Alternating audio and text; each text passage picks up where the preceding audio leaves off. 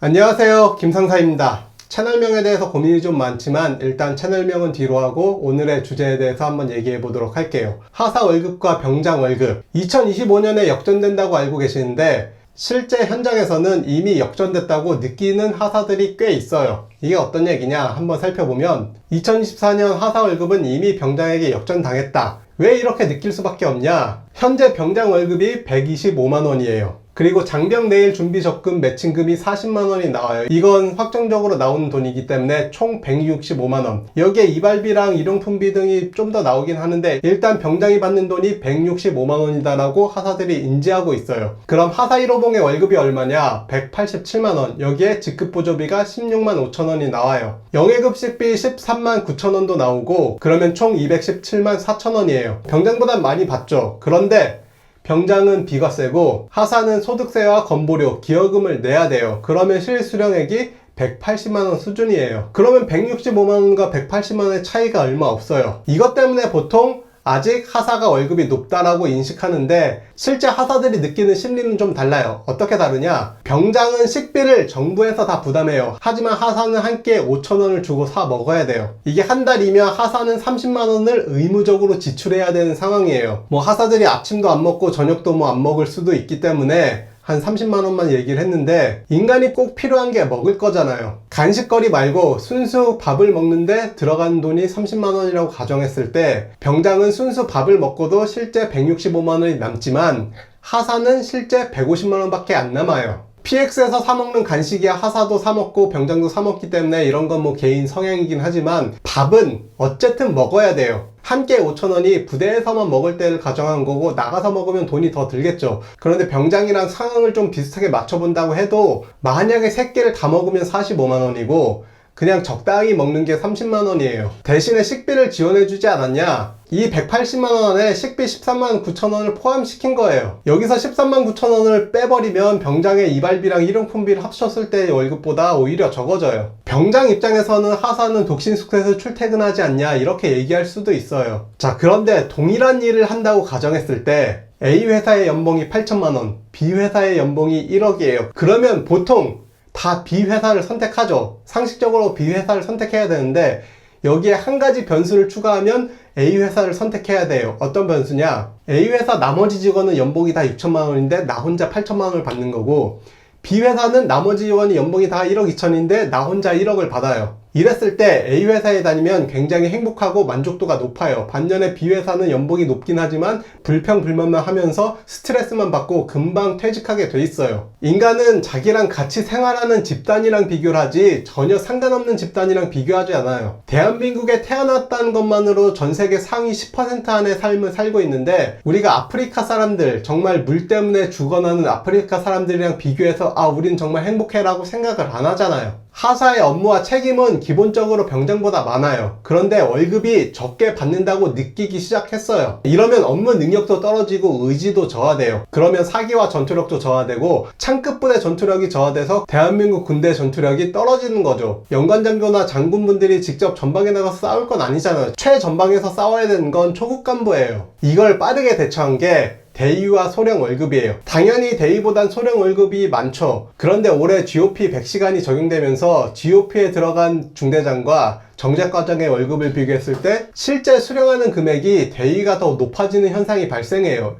GOP 말고도 함정근무에서도 이런 현상이 발생하겠죠. 그래서 GOP에 들어가는 연관장교 수당을 빠르게 신설했어요. 그래야지만 연관장교들이 상대적 박탈감을 안 느끼고 업무 능력이 유지가 되니까요. 이것도 없는 예산 쥐어짜서 만든 건데 이게 왜 없는 예산을 쥐어짜서 만든 거냐? 올해 국가 예산안은 2023년 12월 21일 날 통과됐어요. 즉 올해 필요한 예산은 2023년 12월 21일 이전에 다 결정이 된 거예요. 하지만 GOP 100시간은 2024년 1월 25일 날 발표됐어요. 이 얘기는 올해 예산안에 100시간에 대한 예산을 반영하지 못했다는 거예요. 다른 데서 줄여서 끌어와야 됐던 거죠. 그래서 지금 초과근무 수당이 원활하게 지급이 안 되고 있는 거죠. 여기에 연관정규 수당은 4월 달에 발표를 했죠. 작년 예산안에 없던 금액들을 어떻게든 끌어와서 만든 거예요. 이 예산들이 어디서 나왔을까요? 부사관 모집률이 36%밖에 안 되기 때문에 인건비에서 돌려왔을 수도 있고, 혹은 연가보상비가 제대로 나올지 의문이긴 해요. 그냥 의문이긴 해요. 병장 월급 200만 원에 반대하진 않는데 간부들이 느끼는 심리적인 문제를 먼저 해결을 했어야 됐죠. 지금은 심리적으로만 느끼지만 내년에는 진짜로 액수가 역전돼 버리잖아요. 이때 하사가 받을 박탈감, 그에 대한 업무 능력 저하, 전투력 저하에 대해서는 누가 책임을 질 건가요? 어떤 대책이 있는 것도 아니잖아요. 이게 곧 최전방에서 싸우는 창급 전투력의 사기 저하, 인원 부족, 안보 공백으로 이어지는 거예요. 미군들이 입대하는 여러 가지 이유들이 있는데 그 중에서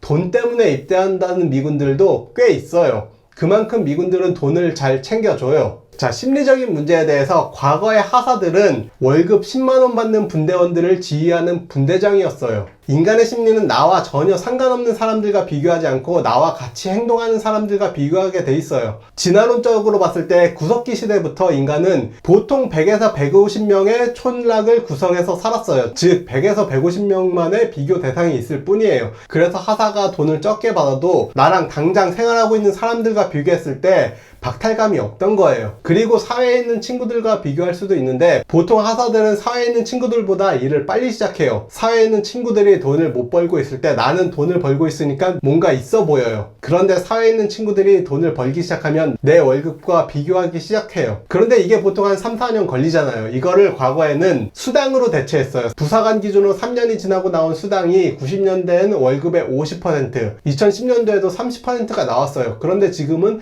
15%가 될까 말까 해요. 그러다 보니 진짜 편의점 알바와 비교가 되기 시작했어요. 저도 입대하기 전에 편의점 알바를 했었고 입대하기 전에 야간 알바를 했었기 때문에 한 달에 170만원 정도 받았는데 입대하고 받은 월급이 100만원이에요. 그런데 심리적으로 별다른 느낌이 없어요. 제 분대원들은 10만원, 12만원, 14만원 이렇게 받고 있었으니까요. 거기에 더해서 최소한 내가 군인이다라는 그런 느낌을 줘야 되잖아요. 지금 군대는 군대답지도 않고 훈련도 제대로 안 하고 체력 관리도 안 되고 보여주기 행정이 너무 많아요. 내가 군인인지 아니면 유치원 교사인지 잡부인지 모르는 상황에서 군인이란 인식이 없기 때문에 군인이면 사명감을 갖고 해야 된다는 게 심리적으로 통하지가 않아요. 병장 월급 200만 원은 대선 공약이기 때문에 시행이 돼야 돼요. 그러면 하사 1호봉의 월급이 병장보다는 많아져야 돼요. 그런데 본봉을 올릴 경우 다른 공무원과 봉급 형평성 문제가 제기될 수밖에 없어요. 이걸 어떻게 해결해야 되냐? 수당을 늘려야 돼요. 뭐 장려수당이나 1호 수당, 전투부대 장려수당, 기술수당, 군인에게만 적용되는 수당을 대폭 늘리면 돼요. 8호 수당, 1호 수당, 전투부대 장려수당 등이 97년도부터 지금까지 한 번도 안 올랐어요. 최저시급이 8배 정도 올랐으니까 8호 수당 한 120만원 주고 1호 수당 한 20만원 주고 전투부대 장려수당